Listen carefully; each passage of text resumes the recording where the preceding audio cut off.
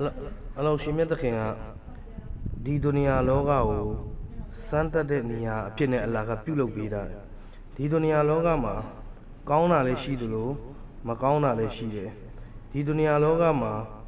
ကောင်းတဲ့ပုဂ္ဂိုလ်တွေကအမြဲတမ်းသူတို့ကကောင်းမှုဘက်ကိုသူတို့တွားနေတယ်ကောင်းမှုတဲ့ကိစ္စတွေကိုကြိုးပမ်းနေတယ်ကောင်းတာနဲ့ပတ်သက်ပြီးတော့လူတွေတိုက်တွန်းတယ်တကယ်လို့မထင်မှတ်ပဲနဲ့ဒီလူတွေကမာယွင်းမှုဖြစ်သွားတယ်မကောင်းမှုဖြစ်သွားတယ်ဒီကောင်းတဲ့လူတွေတူမွန်တူမြတ်တွေကမကောင်းမှုတစ်ခုခုကျူးလွန်မိသွားတယ်ဆိုတဲ့အခါကျရင်သူတို့ကချက်ချင်းပဲအဲ့ဒီမကောင်းမှုကိုဝေးကွာဖို့အတွက်အဲ့ဒီမကောင်းမှုကိုစွန့်လွတ်ဖို့အတွက်သူတို့ကချက်ချင်းအလ္လာဟ်ဘက်ကိုပြန်လဲတယ်အဲ့ဒီတိုင်းပဲအလ္လာဟ်စီမှာတောက်ပါလုပ်တယ်အလ္လာဟ်စီမှာအစ္စတိဂ်ဖာလုပ်တယ်လေးစားတဲ့မိတ်ဆွေများခင်ဗျာအလောရှင်မြတ်တခင်ဟာမိုမင်ဘန္တာတွေနဲ့ပတ်သက်ပြီးတော့အာမာလီဆွာလီဟာရဲ့နီးလန်းကိုအလ္လာဟ်ကတင်ထားပြီးမိုမင်ဘန္တာတွေကိုကောင်းတဲ့အမလ်တွေကိုစောက်တည်ဖို့လောရှင်မြတ်တခင်ကတင်ထားပြီးတယ်အဲ့ဒီအတိုင်းပဲပြထမ်းထားပြီးအဲ့တော့ဒီမကောင်းမှုတွေဂုဏတွေကိုဝေးကွာမဲ့နီးလန်းကိုလည်းအလောရှင်မြတ်တခင်ဟာဘန္တာကြီးကျွန်းနေပြတာအာမာလီဆွာလီဟာလုံးမဲ့နီးလဲပြတာတယ်ကောင်းမှုကုသိုလ်တွေကိုဘယ်လိုစောက်တည်ရမလဲအဲ့ဒီနီးလဲအလ္လာဟ်ကကျွန်တော်တို့ကိုပြထမ်းတယ်လို့အဲ့ဒီတိုင်းပဲမကောင်းမှုတွေဂုဏတွေကျူးလွန်ပြီဆိုလို့ရှိရင်အဲ့ဒီဂုဏတွေကိုဘယ်လိုပယ်ဖြတ်ရမလဲဆိုတဲ့နီးလန်းကိုပြတာအဲ့ဒါကိုရှရီအတ်မှာအဲ့ဒါကိုတောက်ပါလို့ခေါ်တယ်အလ္လာဟ်ဘက်ကိုရူဂျူအီလာလာအလ္လာဟ်ဘက်ကိုပြန်လှုပ်ခြင်းတောက်ပါလှုပ်ခြင်းလို့ခေါ်များသောအားဖြင့်ကျွန်တော်တို့အများစုကဒီတောက်ပါကိုအမလီဆွာလေးလို့မတင်ဒီတောက်ပါကိုကောင်းတဲ့အလုပ်ဆိုလို့ပြီးတော့ကျွန်တော်တို့မမှတ်ယူတကယ်တမ်းကတော့ဒီတောက်ပါဒီလဲအလ္လာဟ်ဘက်ကိုပြန်လှည့်ခြင်းအဲ့ဒီတောက်ပါလှုပ်ခြင်းဆိုတာကလည်းဒါဒီအမလီဆွာလီပဲကောင်းမှုကုသိုလ်လှုပ်ခြင်းပဲတောက်ပါလှုပ်တယ်ဆိုတာကဂုဏတွေကိုပယ်ဖြတ်ခြင်းတစ်ခုတည်းမဟုတ်ဒါကအမလီဆွာလီအဲ့ဒီကောင်းမှုကုသိုလ်တွေကိုကျွန်တော်တို့ပြုလုပ်စောင့်တည်ခြင်းလည်းတစ်ခုဖြစ်တယ်အဲ့တော့တောက်ပါလှုပ်ပြီးဆိုလို့ရှိရင်ကျွန်တော်တို့ထဲမှာရှိတဲ့မကောင်းမှုတွေကျွန်တော်တို့ထဲမှာရှိတဲ့ဂုဏတွေအဲ့တိုင်းပဲကျွန်တော်တို့နဲ့တွဲကပ်နေတဲ့မကောင်းမှုဒုစရိုက်တွေအားလုံးကိုအဲ့ဒီတောက်ပါလှုပ်ခြင်းကိုအကြောင်းခံပြီးတော့အဲ့ဒီမကောင်းမှုတွေကိုအလောရှင်မြတ်တခင်ဟာကောင်းမှုအဖြစ်ပြန်လဲပြောင်းလဲပေးလိုက်တယ်ဆိုပြီးတော့ကျွန်တော်တို့စာအုပ်စာပေတွေကနေကျွန်တော်တို့သိရှိရတဲ့လေးစားတဲ့ဒါနာမိတ်ဆွေများခင်ဗျာဒါကြောင့်မလို့အလောရှင်မြတ်တခင်ဟာကုရ်အာန်ကျမ်းတော်မြတ်ထဲမှာအမိန့်ရှိတာတဲ့ဒါနဲ့ပတ်သက်ပြီးတော့အလ္လာမန်တာဘဝအာမနာဝအာမီလာအမလန်ဆာလီဟန်ဖာအူလာအီကာယူဘဒ်ဒီလူလာဟူဆယီအာတီမဟဆနာကောင်းမှုကုသိုလ်တွေလုပ်တယ်တောက်ပါလုပ်တယ်အလ္လာဟ်ပေါ်မှာအီမန်တက်ဝင်ယုံကြည်ပြီးတော့မန်တာဘာအဲ့ဒီလူကတောက်ပါလုပ်တယ်အဲ့ဒီတိုင်းမှာအာမီလာအမလန်ဆာလီဟန်ကောင်းတဲ့ကုသိုလ်တွေကိုပြုလုပ်တယ်ဆိုလို့ရှိရင်တဲ့အလောရှင်မြတ်တခင်ဟာယူဘဒ်ဒီလူလာဟူဆယီအာတီမဟဆနာသူတို့ရဲ့မကောင်းမှုတွေကိုကောင်းမှုနဲ့အလ္လာဟ်ကပြောင်းပေးလိုက်မယ်ဆိုပြီးတော့အလောရှင်မြတ်တခင်ကုရ်အာန်ထဲမှာအမိန့်ရှိတယ်အဲ့တော့ဒီကနေဗာတိရလဲဆိုတော့ကျွန်တော်တို့ရဲ့ဂုဏတွေရဲ့နေရာမှာကျွန်တော်တို့မကောင်းမှုတွေဒုစရိုက်တွေကျွန်တော်တို့အများကြီးကျူးလွန်တာလူသားဖြစ်တဲ့အလျောက်ကျွန်တော်တို့မှာမကောင်းမှုတွေဒုစရိုက်တွေကျွန်တော်တို့ကျူးလွန်မိထားတာတွေရှိတယ်အဲ့ဒီမကောင်းမှုဒုစရိုက်တွေကိုကျူးလွန်မိထားတာကိုကျွန်တော်တို့အလ္လာဟ်စီမှာဝန်ခံပြီးတော့ကျွန်တော်တို့တောက်ပါလှုပ်လိုက်မယ်ဆိုလို့ရှိရင်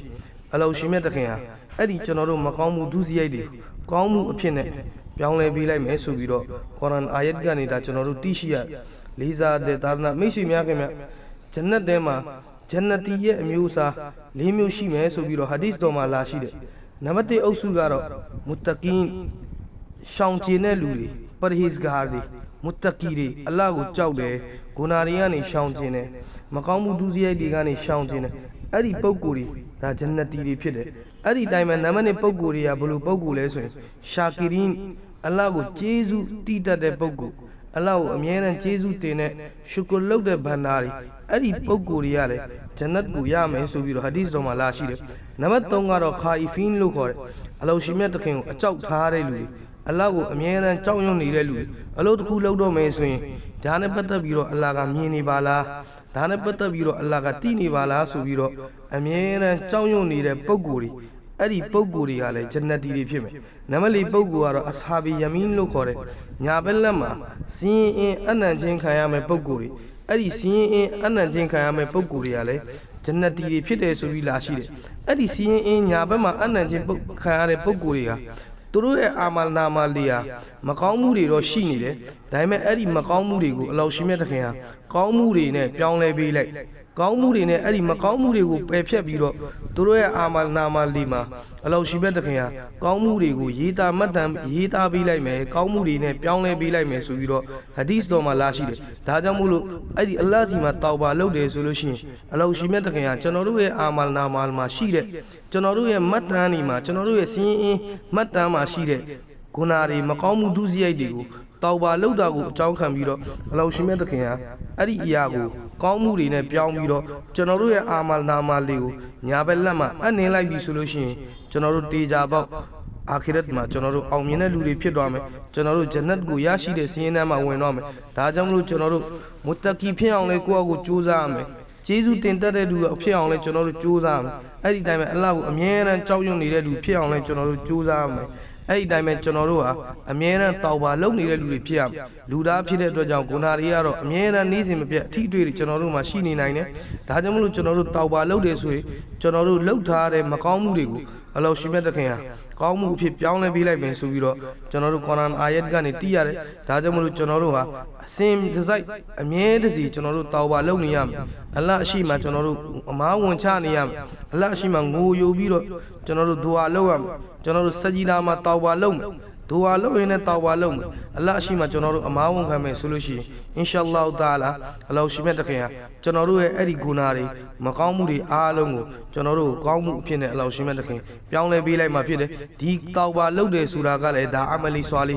ကောင်းမှုတစ်ခုကိုတီဆောက်နေတာကောင်းမှုတစ်ခုကိုပြုလုပ်နေတာဖြစ်တယ်အလောရှိမြတ်တခင်ကျွန်တော်တို့အားလုံးကိုပြည့်ပြည့်ဝဝလိုက်နာနိုင်စွမ်းအလောရှိမြတ်တခင်ကျွန်တော်တို့ကိုတောက်ပါပြုလုပ်နိုင်စွမ်းမှန်ကန်တဲ့တောက်ပါပြုလုပ်နိုင်စွမ်းအလောရှိမြတ်တခင်ကျွန်တော်တို့အားလုံးကိုချီးမြှင့်ပေးနာတော်မူပါစေ